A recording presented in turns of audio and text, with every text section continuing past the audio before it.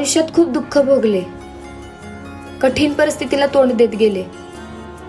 वाटेत जसे काटे टोचतात तसे दुःख टोचत गेले.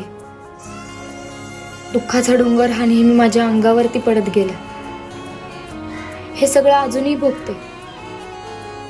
एक जणीने मला येऊन प्रश्न केला, तरी तू अजून जिवंत कस काय? त्याच्यावर मी तिला उत्तर दिलं, माझ्या मैत्रिणीमुळे. ती जर माझ्या सोबत नसती, हे सहन करण्याची शक्ती सुद्धा माझ्यात नसती. कधीच जीव गमावला असता. ती सोबत आहे म्हणून मी ह्या सगळ्या गोष्टींना तोंड देते. आणि आता मला सवय झाली. दुःख, परिस्थिती, कठीण हे वाटेवरचे काटे झालेत.